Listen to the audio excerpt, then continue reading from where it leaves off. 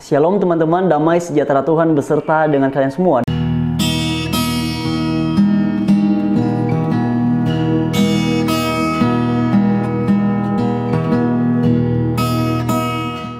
teman-teman sekalian, sebelum dalam bagian ini kita sama-sama menanggapi satu cuplikan video, mari terlebih dahulu kita baca Alkitab kita sebagaimana semua teman-teman bisa memperhatikan di screen.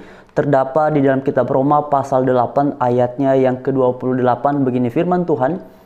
Kita tahu sekarang bahwa Allah turut bekerja dalam segala sesuatu untuk mendatangkan kebaikan bagi mereka yang mengasihi Dia, yaitu bagi mereka yang terpanggil sesuai dengan rencana Allah. Amin. Sekarang mari kita dengarkan mengenai pernyataan ataupun klaim yang disampaikan oleh seseorang yang sekarang sudah menjadi mualaf, dan nantinya baru kita akan memberikan tanggapan. Mari teman-teman kita dengarkan dalam cuplikan video berikut ini. Saya menemukan Tuhan yang hakiki, yang sebenarnya, yang tidak membingungkan pada prinsipnya. Kalau saya mengkaji mulai dari Taurat, Zabur, ya, Injil, itu semua terangkum di dalam Al-Quran. Nah, oleh karena itu, orang Muslim itu dikatakan kafir kalau tidak meyakini semua kitab yang diturunkan oleh Allah, termasuk Taurat, Zabur, dan Injil. Saya baru mencari ya Pak Ustadz, saat proses saya mencari. Kalau kita membuka Injil, kan kalau Taurat itu, dia semua tertuang dalam perjanjian lama. Ya, itu yang kemudian dari kitab Ibrani disalin ke perjanjian lama. Nah, perjanjian lama ini kan ada sebelum Nabi Isa. Nah, teman-teman sekalian, itulah cuplikan videonya. Sebenarnya durasinya panjang sekali dan banyak sekali yang ia bicarakan, tetapi mari tahap per tahap kita akan tanggapi. Pertama, mengatakan bahwa Taurat ada dalam Quran, atau Taurat itu lengkapnya, sempurnanya ada di dalam Al-Quran. Nah, bagi saya sih secara pribadi kalau kemudian memberikan klaim yang demikian, sah saja, silakan saja. Atau tidak akan mengubah faktanya kan. Nah, selain daripada itu teman-teman sekalian, kalau tadi beliau mengatakan bahwa Taurat itu terdapat atau sempurna di dalam Al-Quran, selain daripada boleh saja beliau mengatakan begitu, tetapi yang mesti diketahui bahwa kalau kita belajar, kan agama Islam itu adanya pada abad ke-6 sesudah Masehi. Selain daripada itu, beliau juga mengatakan bahwa kitab Ibrani, bahasa Ibrani itu disalin ke dalam perjanjian lama. Tadi sebelum itu ia juga berbicara tentang Taurat. Nah, ini juga pernyataan yang ngawur, karena memang kalau dalam kitabnya orang Kristen, kitab perjanjian lama itu memang ditulisnya ke dalam bahasa Ibrani, dan tidak ada disalin ke dalam mana lagi maksudnya ini. Kitab Ibrani disalin ke dalam perjanjian lama. Yang mungkin maksudnya beliau, kitab Ibrani ini kan kitabnya orang Yahudi, lalu kemudian diakui sebagai kitab suci juga orang Kristen dan terkategorikan masuk ke dalam perjanjian lama. Nah teman-teman, mungkin sebagian dari teman-teman juga bertanya mengapa Alkitab perjanjian lama itu khususnya dari kitab Kejadian sampai kepada kitab Maleakhi itu kita terima sebagai bagian dari kitab kita orang Kristen, karena perjanjian lama dan perjanjian baru itu dua kitab yang tidak terpisahkan teman-teman.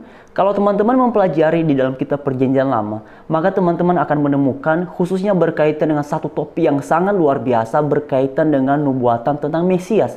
Dan penggenapan berkaitan dengan nubuatan tentang Mesias yang dicatat di dalam perjanjian lama ini, itu tergenapinya di dalam perjanjian baru. Karena itulah baik perjanjian lama maupun perjanjian baru, itu dua perjanjian yang tidak bisa terpisahkan, karena konten perjanjian lama adalah nubuatan tentang Yesus dan konten dari perjanjian baru adalah penggenapan dari nubuatan itu sendiri.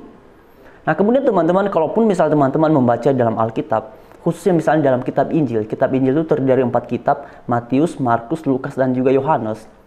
Di situ teman-teman akan menemukan, bahkan juga di kitab-kitab selanjutnya, teman-teman akan menemukan bahwa sering sekali ketika Tuhan Yesus memberikan pengajaran, ia sering mengutip kitab perjanjian lama. Misalnya ketika Tuhan Yesus dicobai di padang gurun, ia kan juga sering sekali mengutip perjanjian lama. Dan beberapa bagian yang lainnya yang menjelaskan tentang dirinya di dalam perjanjian lama, dan kemudian ia jelaskan pada masa itu. Karena itulah ia kemudian sering sekali mengutip perjanjian lama. Misalnya ketika ia pun berada di atas kayu salib, ia kemudian berkata, Eloi, Eloi lama sabachthani. Itu kan juga terdapat dalam kitab Mazmur. Nah, selain daripada itu teman-teman sekalian, Tadi kan beliau mengatakan bahwa kitab Taurat itu kemudian terdapatnya seluruhnya ada di dalam perjanjian lama. Nah, sebenarnya saya meragukan apakah beliau ini paham yang mana yang disebut sebagai kitab Taurat di dalam perjanjian lama. Karena ini banyak sekali yang keliru memahami mana kitab Taurat di dalam perjanjian lama. Seperti beberapa waktu yang lalu itu kan salah satunya Ustadz Yahya Waloni. Jangan-jangan muridnya Ustadz Yahya Waloni ini. Ustadz Yahya Waloni kan juga pernah keliru memahami mana yang disebut dengan dekalog atau 10 hukum atau 10 firman atau dasatita itu dengan yang disebut sebagai hukum Taurat.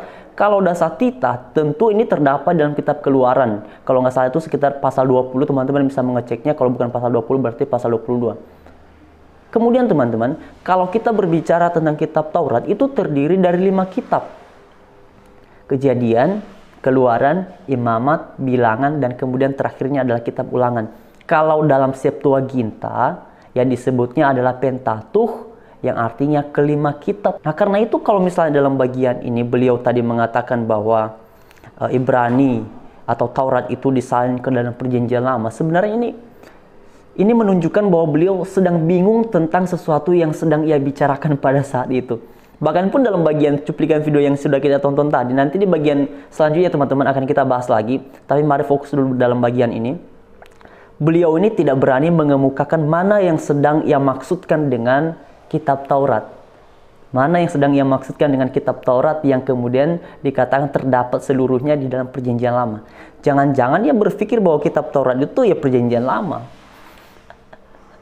Karena orang seperti ini, apalagi kalau misalnya kita bandingkan dengan Ustadz Yahya Waloni, yang mengaku mantan rektor, yang mengaku mantan pendeta, dan juga S3, itu saja bisa salah di dalam hal memahami mana yang disebut dengan kitab Taurat, mana yang disebut dengan dasatita.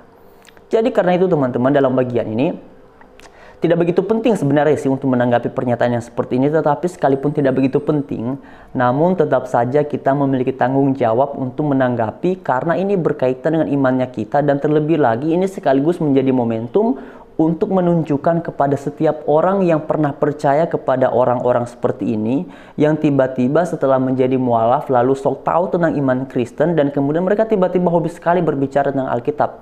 Dan ketika mereka berbicara tentang Alkitab, isi dari yang mereka sampaikan pun juga ya begitu, teman-teman bisa nilai sendiri. Nah, selain daripada itu teman-teman, tadi seperti yang sudah saya sampaikan, kenapa kemudian kita sebagai orang Kristen menerima kitab Kejadian sampai kepada kitab Wahyu sebagai bagian dari kitab kita yang kemudian terkategorikan dalam perjanjian lama. Yaitu tadi, karena nubuatan tentang Tuhan Yesus ini dicatat dalam perjanjian lama dan penggenapannya tercatat di dalam perjanjian baru. Tetapi sebenarnya yang paling menarik adalah sekalipun kita menerima, mengakui bahwa kitab Kejadian sampai kepada kitab Wahyu adalah firman Allah, karena itulah kemudian masuk ke dalam Alkitabnya kita. Tetapi tetap saja kita konsisten dan tidak menyangkali satu fakta bahwa bukan karena kemudian kitab perjanjian lama itu masuk ke dalam kitab kita sebagai orang Kristen, lalu kita mengatakan bahwa oh Musa itu Kristen, oh Abraham itu Kristen, oh nabi-nabi seperti Yesaya, Daniel, Amos, Yeskiel, Yeremia itu orang Kristen. Enggak. Kita tetap menyadari bahwa mereka adalah orang-orang Yahudi yang beragama Yahudi. Jadi terima kasih untuk bagian ini. Tuhan Yesus memberkati kita semua. Haleluya. Shalom.